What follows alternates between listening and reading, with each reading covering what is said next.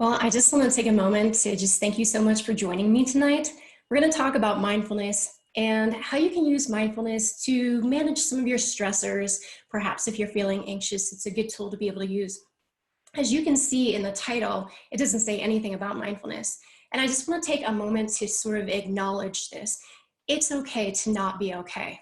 And I really wanted to title this presentation with this particular name because I think it's something that's not being said enough. I think there are a lot of well-intentioned individuals out there who are telling us to just feel better or to think positively, and there are great strategies, but not the only strategy. So over this session and my next session, we're going to talk about mindfulness and really get into just talking about what can we do with emotions. Now, in my line of work, I always tell people emotions aren't necessarily bad. Sometimes they're unhelpful, but getting stuck in certain emotions can be really unhelpful. But before we start, I really just want to take time to just notice maybe what you are feeling right now and to let you know, like if you're mad, if you're sad, you're frustrated, you're worried, anxious, stressed out, or if you're feeling okay, all of that is fine. It's absolutely normal during this time. And I'd like to start us out with a poll if you guys don't mind. It's anonymous, so I'm going to open this up and it's just going to ask you, let's get an idea for where everybody's at in terms of emotion.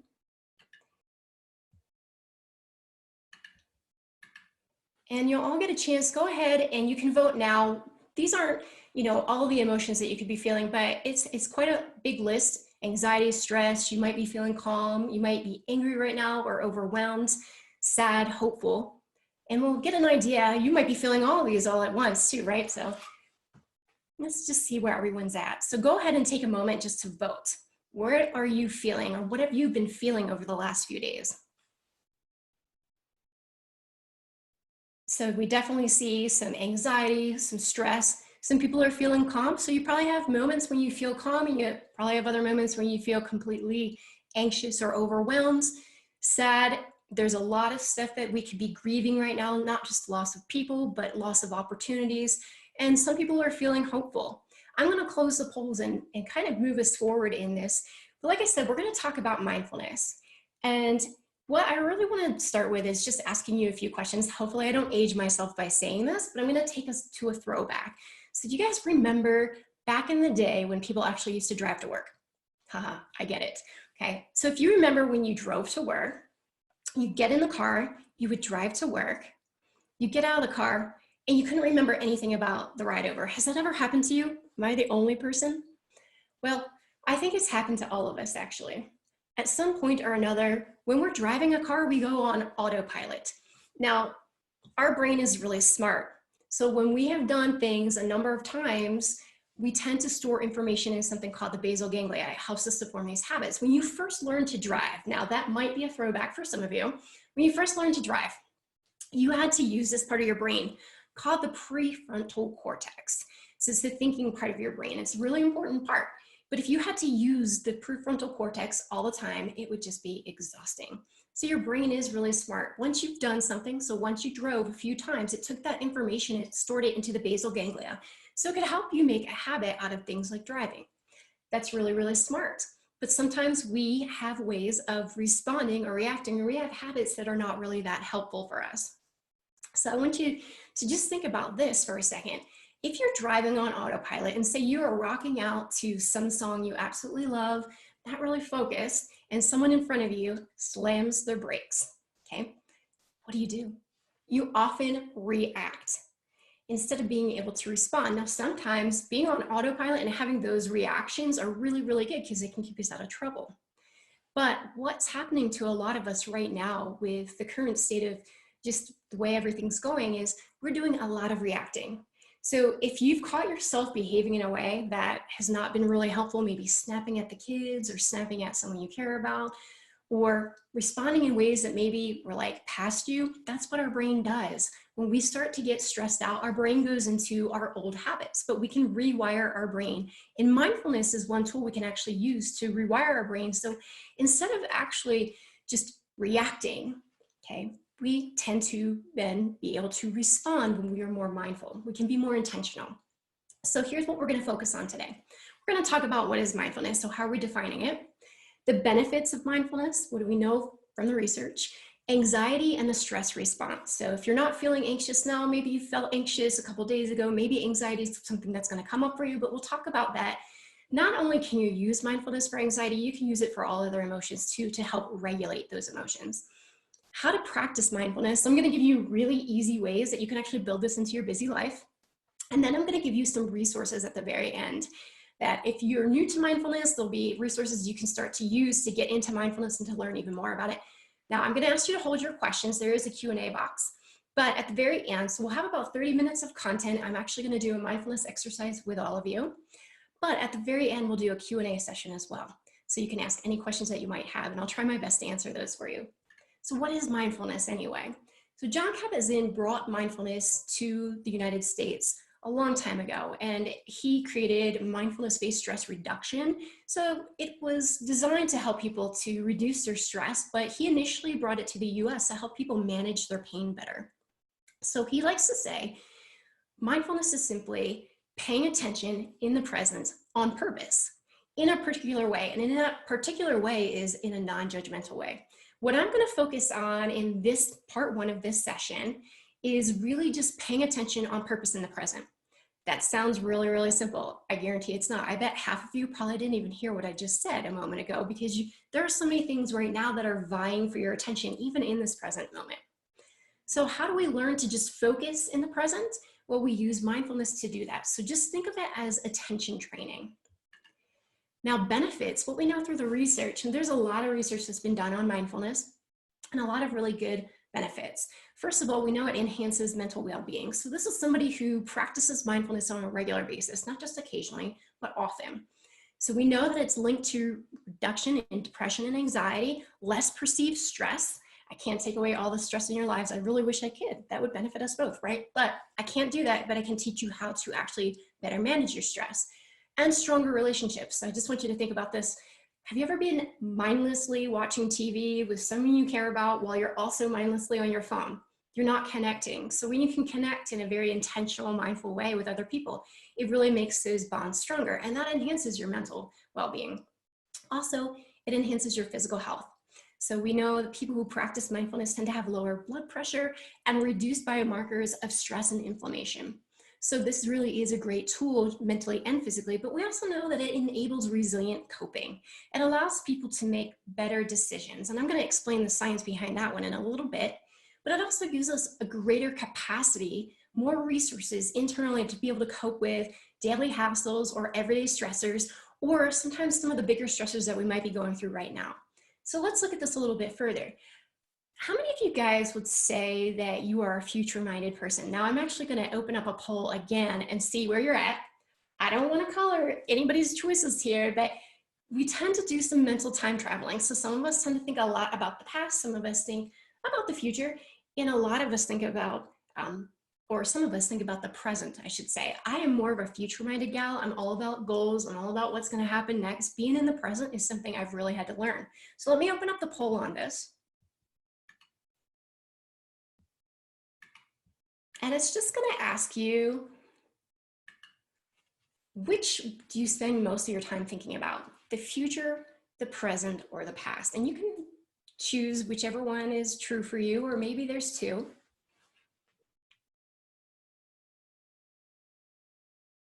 Okay.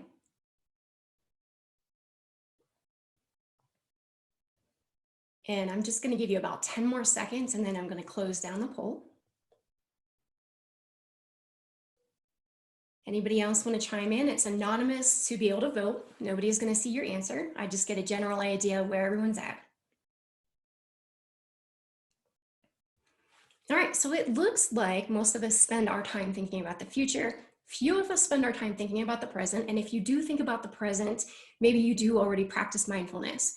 Listen, here's the thing. There's nothing wrong with thinking about the past. It can actually be really helpful. We can learn from the past. There's nothing wrong with thinking about the future. We have to think about the future to be able to plan and make goals and make things happen, right? So that's good, but sometimes we get stuck thinking about the future, stuck thinking about the past. And sometimes when we think too much about the past and maybe what didn't go well or what was better back then, we feel a little depressed. Sometimes when we think about the future and we think about what might go wrong, and you might be experiencing that a lot lately, you get anxious. So here's another thing. Our brains have a natural negativity bias. So we are hardwired to focus on what's wrong in ourselves, what's wrong in other people, what's wrong in the world. And it really is not hard to find things that are wrong these days. However, I want you to think about that for a second. If you're focused on the future through the lens of the negativity bias, it really can take you down this downward spiral into darkness, where maybe you start to feel overwhelmed, or you start to feel hopeless, or you start to feel sad. Like I said, emotions, I don't like to label them as bad or good, but sometimes getting stuck in particular emotions can be really unhelpful, particularly for us to be able to deal with some of our stressors. So here's something that I know. Mindfulness gets you into the present, and that can be really helpful to just notice what's going on right now. But even in this present moment, there are some things that we perceive to be threats, okay?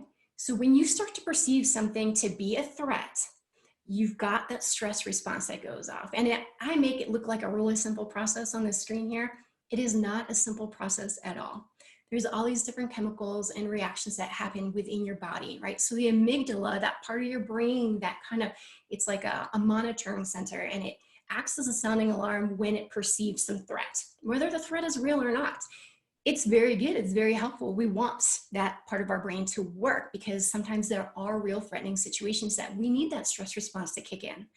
But what's happening a lot right now is that we run into fight, flight, or freeze. So some of you will notice this. Fight, maybe you're getting angry, maybe you're, why are people hoarding toilet paper? Maybe you're in that mode. Some are just like, I'm gonna avoid this altogether, and I will talk about avoidance when I get to my next session on May 7th. But some of us freeze and we have no idea. I don't know what to do right now. I don't know even how to move forward in my life or how to do anything. And so we freeze. And so what happens when that amygdala kicks in, the hypothalamus then activates the sympathetic nervous system, okay? And then that triggers that fight, flight, or freeze. Now, like I said, that is not a bad thing to have, that stress response, but we react, and a lot of us are just doing a whole lot of reacting without doing any actual wise responding.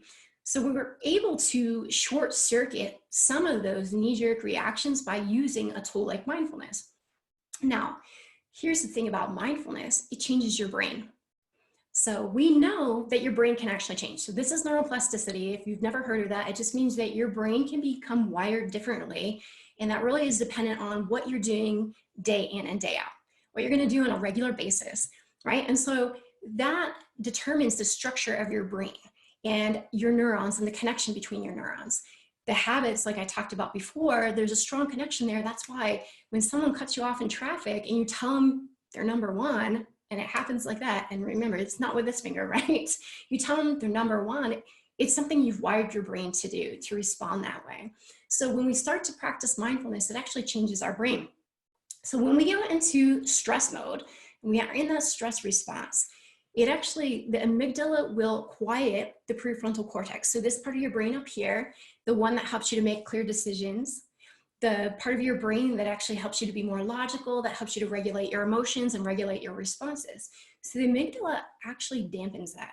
But when we start to practice mindfulness, what that does is it starts to change the way the amygdala responds. So it sort of dampens the way it responds. So not in a bad way, but in a way that allows you to access your prefrontal cortex. So in stressful moments, you can actually think more clearly and logically about how to handle it. So that actually opens us up to be able to respond better to any stressors, whether they're small or large. So here's what I want to do. How about if we try a mindfulness practice? Now, wherever you're at, I want you to just put your hands right in your lap. You can sit, you can be lying down, it really doesn't matter. I can't see you, I can't tell what you're doing. But go ahead and just get real comfortable and just put your feet down, nothing in your hands. And what I'd like you to do, if you feel comfortable, close your eyes. If you do not feel comfortable, it's okay, you can lower your gaze. If you're in a room with someone else, just don't stare at them because this gets really awkward. So what I'm gonna do is I'm gonna take you through a very simple breath meditation. I will be guiding you for the first few minutes, and then I'm gonna give you a minute to guide yourself. After this, I'm gonna do a poll.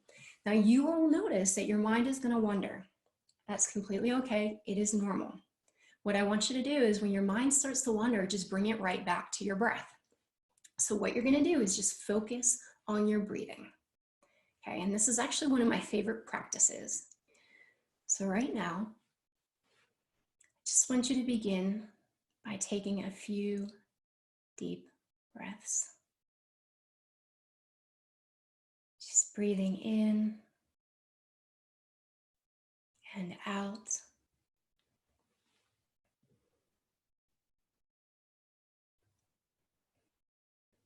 Breathing in and out. And as you're breathing in, notice your belly filling up with air. Take those real deep diaphragmatic breaths. Breathing out.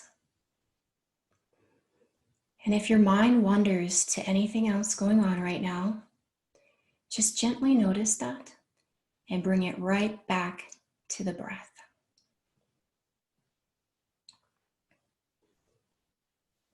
Again, just breathing in real deep and breathing out.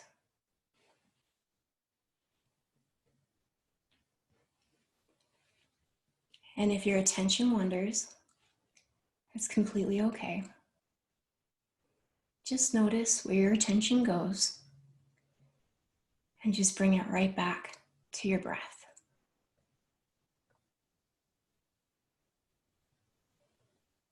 Again, breathing in and breathing out.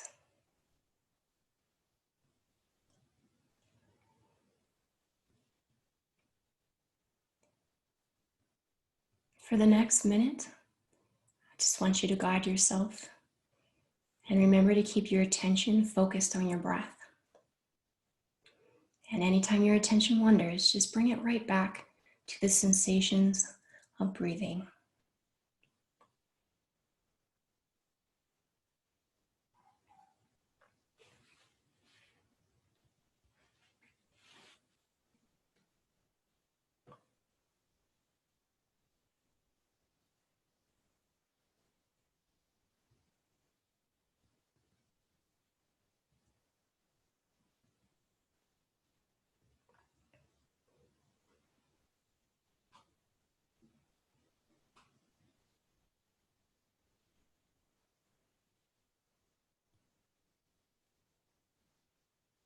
And when you're ready, you can open your eyes.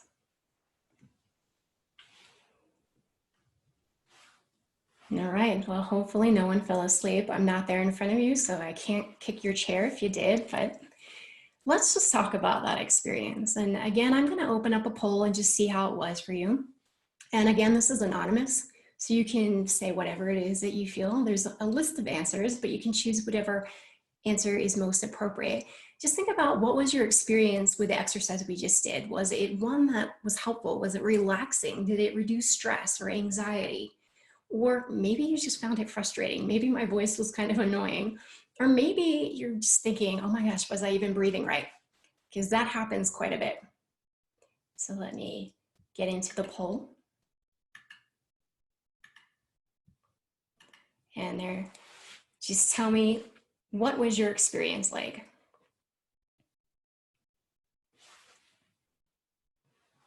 And for those of you who may have joined after I started, just to let you know, we will have a 15-minute Q&A session at the very end. I see a couple people have written in questions already, and I will definitely make sure to address those.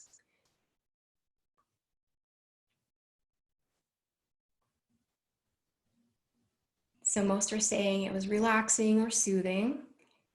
A few said challenging. Does anybody else want to vote? I'll give you about 10 seconds to do so. Again, this is anonymous. I have no idea. So I usually do get people telling me that that was annoying, or that made me more anxious, or it was really frustrating. Others find it relaxing. So all of this is absolutely normal. Okay, so most people are being really kind. Thank you. But let's actually just talk about it, because I think it's really important to discuss this. The thing is, for a lot of people, that type of exercise is going to be really relaxing. It'll be soothing, it'll reduce some stress, it'll reduce some anxiety, especially the longer you practice it and the more you practice it. Remember, you have to practice to get the benefits. However, for others, they really do stop and think, wait, am I even breathing right? And they're distracted, judging themselves. Like, wait, I'm not even this doesn't feel right. Trust me, if you're still awake, you're breathing right, that worked out well for you, okay? But the other thing is most people are gonna find it kind of challenging because they start to judge themselves for, wait, I couldn't focus on my breath. I was so focused on what's gonna happen tomorrow. I was so worried about this. Oh, I was thinking about what's for dinner. We do that. But here's the thing, that's absolutely normal and that's absolutely fine. Because the more that you can actually notice when your attention goes somewhere you don't want it to go, the better you're gonna be at being able to pull your attention back to the present moment. So the thing about being in this present moment is if I'm focused right here, right now, but maybe I'm usually a future-minded person, my mind starts to go into worrying about things in the future that may or may not happen, and I pull it back to my breath in this present moment. I can't also be focused on what could happen tomorrow. So it starts to bring me into right now. There's a lot of different techniques that actually ground you into the present moment that can be really helpful to reduce stress, anxiety, anger, you name it. I'll even say this for me personally. So this is my favorite activity to do in terms of practices. And I'm going to tell you about more practices in a moment. But for me, you're focusing on your breath. It's free. It's a steady anchor. If it's not a steady anchor, you need something more than mindfulness right now. Okay. So some of you got that joke. Some of you probably are thinking, what? But here's the thing. It's always there. And as long as you remain awake, it's working. And if you do fall asleep, because this can be a really helpful exercise to help you get into sleep, that's completely okay too. But the more you practice this, the better you're going to be at being mindful in managing your stress better. So we do these practices outside of stressful times, okay? So that when we reach the stressful times, we actually can respond instead of just reacting wildly like we talked about. For other people, just to know, if you did start to feel more anxious, what can happen for some people is when they close their eyes and they try to go quiet and focus on their breath, their mind just starts kind of being like a ping pong machine, right? Of all these different thoughts. And it really feels really overwhelming. That can be a normal experience for people too. Now, this is just one practice. There are so many different types of practices that you can engage in to build your capacity to be mindful, to build your ability to pay attention on purpose in this present moment. So here's a few practices. We did like a breath exercise. You can do some real deep diaphragmatic breathing. I didn't take you too far into that, but actually they're really helpful exercises because instead of your sympathetic nervous system being activated and that fight, flight, freeze being activated, it actually activates your parasympathetic nervous system, and that helps you to rest and calm down. So deep breathing is really good for a lot of different uses, but we have different types of meditation now. I know a lot of people pair mindfulness with meditation. Meditation helps people to build mindfulness, but not all mindfulness practices are meditation necessarily. So we have loving kindness as a specific form of meditation, mantra-based, something called the body scan. If you've never done it, you can try it out. For me, you just kind of scan different parts of your body. Every time I do that, I'm aware so much more of just all the different pains that I have in my body and that I'm over 40 now. So mindful walking is another formal practice that you can engage in. Yoga actually can be really helpful. Like I said, the breath exercise, this is just a short list, but there are a lot of different formal practices. And with formal, what I just mean by that is that you're setting aside time on purpose to just practice mindfulness, specifically for that. Now, there are everyday things that you could be doing too. So you're all busy, right? Every single person, or right now, as you're working at home, homeschooling, whatever it is that you're doing, and maybe you're just learning a lot online because you live alone, you're probably still really busy. So how do you actually build mindfulness in an already busy life? So you can do it by putting it into your everyday activities. Now, I want you to think about this. Hopefully you brushed your teeth at least once today. It's still a good thing to be doing. But when you are brushing your teeth, you are probably thinking, right? Thinking about all these other things instead of really thinking about brushing your teeth. Because, you know, that's autopilot. It's something that our brain has taught us to do. We know how to brush our teeth. We can do that. It's a habit, okay? It's a good habit. But you can make that an easy mindfulness practice by simply just noticing. So you put all of your attention on what you're doing in that moment.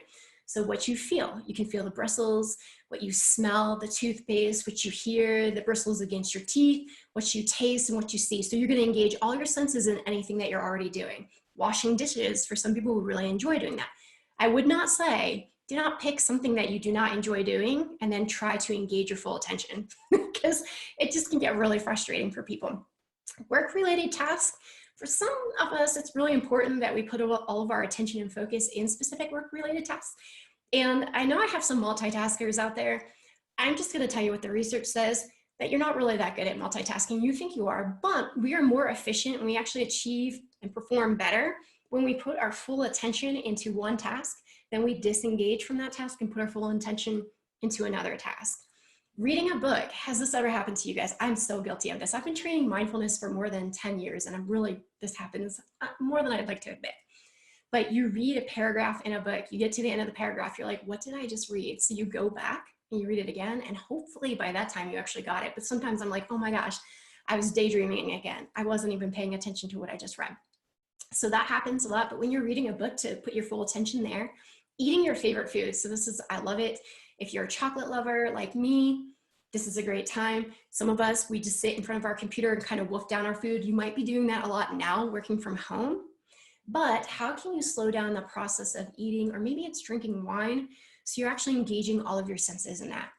So what I want you to do is think about a specific activity. Okay, so which everyday activities can you turn into a mindfulness practice? So just take a moment to actually think about that for a second. It's okay, I'm not gonna have anyone respond, so you don't have to keep it clean. I usually tell people to keep it clean. But again, it's just engaging your full attention. I've heard people talk about working out. That clearly is not me. I've heard people talk about being more mindful when they're playing with their kids, being more mindful in conversations, particularly now on the phone, because it's really easy to disengage when we're trying to talk to someone on the phone. There's a lot of different things you can be doing. So here's what I want you to do. I can't hold you to this, but if you really want to start building your capacity to be mindful and to train your attention where you want it to be, start picking one small everyday activity that you do, that you enjoy doing, and start doing it with your full attention and all of your senses engaged in that moment. It's simple things like that that actually build us. So I just want you to think about this a second. So our attention is like a muscle in the brain, right? So you're just building that capacity to strengthen that muscle so you can pay attention on purpose in the present. So when you start to feel stressed out and your mind starts to go haywire, you can kind of reel it back in and be mindful and actually deal with your stressors much better that way. And you short circuit those knee-jerk reactions that are really unhelpful, that can get in the way of your relationships, that can get in the way of anything that you're really doing. So what else can we be using and looking at here? Well, here's a few resources that I thought could be really helpful for you. Phone apps for me. If I, don't want to sit and just try to meditate on my breath without another voice, sometimes it's really helpful to hear someone guiding you, so you can look into Headspace. Aura is a good one. Breathe, Buddhify, and Calm. They're different phone apps. There's some freebies, and then there's some that you have to pay for. A good website to get scientific information. So yes, you can probably tell by now I'm a little bit of a nerd. Absolutely gonna be guilty of that. But mindful.org has a lot of good information and also has good practices and a good explanation of mindfulness. A good simple book. So I mentioned John Kabat-Zinn was somebody who brought mindfulness to the United States back in the 1970s. Here's one of his books, Wherever You Go, There You Are. And then if you're into podcasts, Zencast is a free podcast that you can check out. So these are the different resources that we have. Now, this was just part one of the series of what I'm going to be putting together of It's Okay to Not Be Okay during a pandemic. This really just focused on the first aspect of mindfulness and being able to direct your attention in a very purposeful way. The next part that I'm going to get into, and this will be, like I said, on May 7th at 3 p.m. Eastern Standard Time, is going to talk about something even harder, a lot harder in mindfulness to actually comprehend, but I think it's really important. And I want you to I'll tell you a little bit more in a second, but answer this question for yourself. Have you been using Netflix or Prime or whining or dining or a whole host of other things to sort of distract yourselves from maybe some of the emotions or tough things that are going on in the world? Has that happened at all within the last few days? Have you tried to avoid thinking about any of this? That could be really challenging, or avoid experiencing some of the tough emotions. Now, sometimes avoidance can be really helpful in the short term, but it actually can be really unhelpful. And if you answered yes, that you've used different techniques, even if it's something as simple as baking or volunteering, those can be really healthy things, but sometimes we turn them into unhealthy mechanisms to cope. We're going to talk about that on May 7th. How do you accept some difficult emotions so you can actually take control and move forward in your life? So that'll be the second piece. And there's the registration link. I wish you could just click on it right now. That'd make it easy, but I did turn it into a tiny URL. You're welcome to just take a picture of this. And if you want to register, go right ahead. Now I want to open it up to a Q&A session. So what questions do I have? I see that I have 2 to start with. Okay, so I just have people who are answering. Good. What other questions, what things are on your mind? Is there anything else about mindfulness that I can answer for you?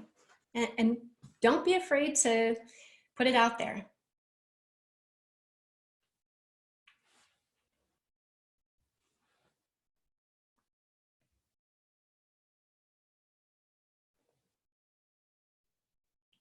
And I'm just going to give you 1 more minute. If you want to write something out, that's absolutely fine. If not, if there aren't any questions, that's okay too. Like I said, I hope that this was really helpful for everyone.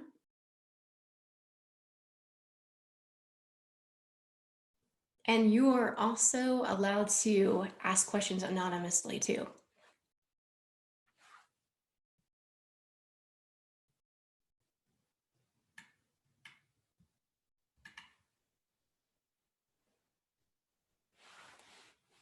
All right, well, it looks like we don't have any specific questions. And if you do, you're welcome to bring them to the next session. It'll be a 30-minute session, again, with a 15-minute question and answer session after, you know, we talk about the actual content on acceptance and using mindfulness. Looks like, well, I do have a couple of questions. Sorry, guys. Okay, do you have any resources for yoga online? Actually, I don't, but here's what I'll do, Jessica. Thank you for that. I will grab some resources and I will actually put them at the end of the next session if that's okay for you. And how long should you start to practice mindfulness each day? That is a fantastic question, absolutely. So what we know through research is just a small amount of time practicing mindfulness can be helpful. It can start to make changes within the brain. And that's why I suggested some of your everyday activities, such as brushing your teeth or eating. You start to do that in a small amount of time, it's a lot easier to then work up to more time. I have read research studies where it talks about meditation and that you can benefit a lot if you can get into 20 minutes a day, but it doesn't have to be that. Even 8 minutes a day, 5 to 8 minutes a day, you're going to see a change, particularly if you are feeling stressed. You know, to do a simple thing where you just lock yourself in a closet somewhere and do the breath exercise for a couple minutes, that can actually help to lower that stress to the point where you can actually start to cope with things a lot better. So a short period is absolutely fine. I would say it's really hard to start out with 20 minutes or even 45 minutes, although it's like anything else. The more that you practice this, the easier it's going to become and the more mindful you'll be when it comes to stress. Let's see. Thanks, AJ. It's great. Hope you will share information on 7 May. Yes, and I will definitely be sharing information. You guys are welcome to invite anyone that you want to be on the next session. And yeah, it was great to have everyone with me today. And I thank you guys so much for just for taking your time just to be here. And like I said, I hope this was helpful. If there are any other questions, I'll give you a couple more minutes to ask those questions.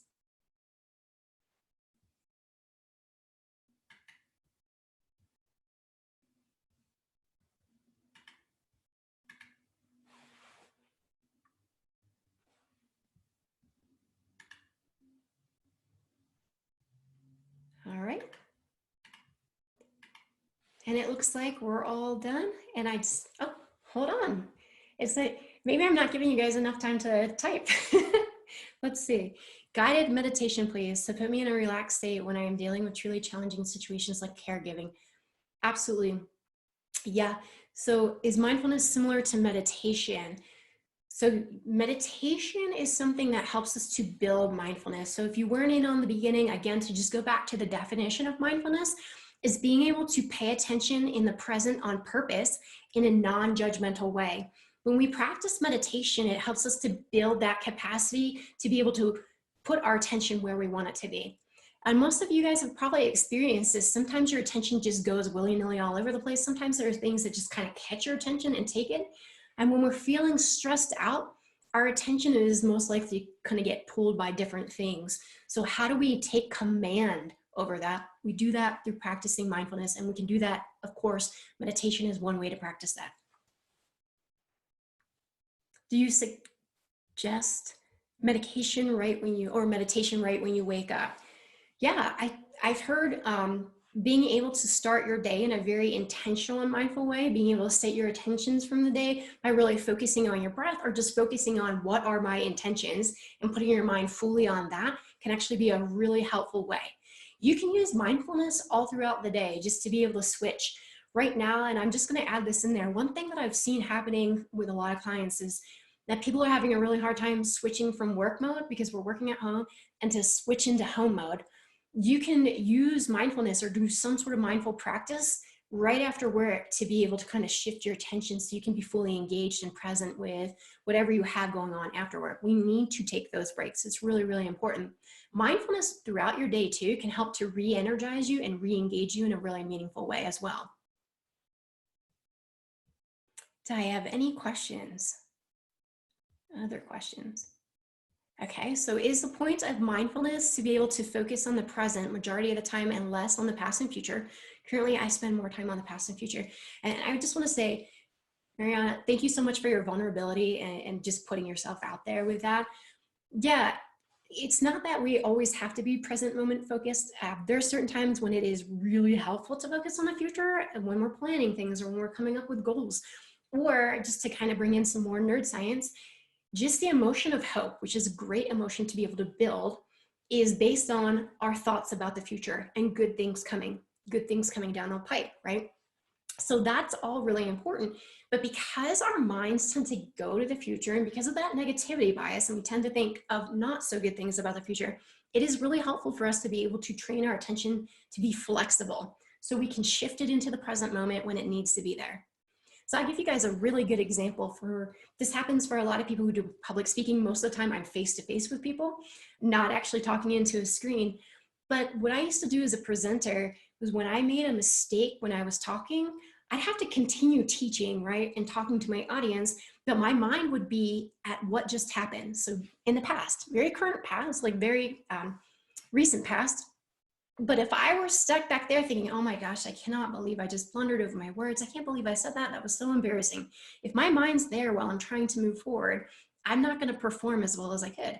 So I use mindfulness to just kind of let things go and continue to be in this present moment so I can be completely focused and engaged with the people that I get to speak with. Because I do consider this to be a real honor to get to actually teach the things I teach. So yeah, I mean, we already spend most of our time thinking about past or future, most of us, like I said, future, but can we train our attention to be more flexible so we can actually bounce into the present when it's going to serve us most? And it doesn't just serve us well when we're anxious, it serves us well in good times too. So have you ever been at the Grand Canyon? And I'm a photographer, so most of you probably don't know that, but I like to get my photo and then kind of move on. I've done this at the Taj Mahal. And my husband is very present moment focused. So to be there and to really take in everything I see, feel, hear, smell, right? To be able to actually take that all in, it can enrich your life in a very meaningful way. So great questions. Any tips on how to tune out kids when taking a moment to be mindful or do some breath work during the day? I think there's probably a lot of people asking that same question, like, what do I do? They're always here. And I get it. I do not have children, but I have two very noisy Siamese cats and a husband who's working from home and talks really loud on the phone. So how do you tune them out? If you can, obviously try to find a quiet place to go. Like I said, if it's a bathroom, and I know most parents don't even get to go to the bathroom room, if it's a closet, whatever it is, or why not practice with your kids if that's a possibility? So just teaching them and kind of bringing them into it, it can actually help kids. Kids are experiencing a lot of different emotions too right now.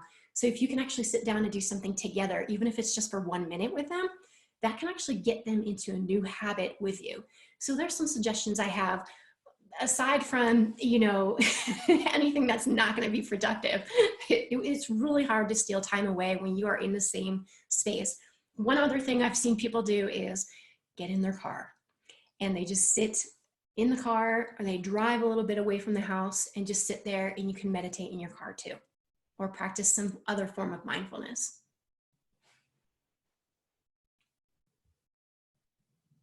Anything anything else that you guys have? Some great questions. I really, really appreciate the thoughtfulness here, and hopefully the answers have helped you out. And I'm just scanning this to make sure I got everyone in.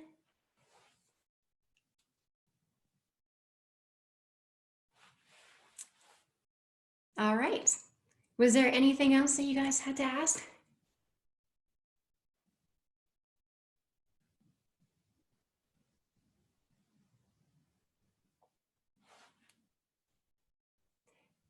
You're welcome. Thank you guys so much for participating, and thank you for being here. I really, really appreciate it. This session's been recorded, so if there's something that you want to revisit or maybe you missed the front end of it, you're welcome to watch the recording.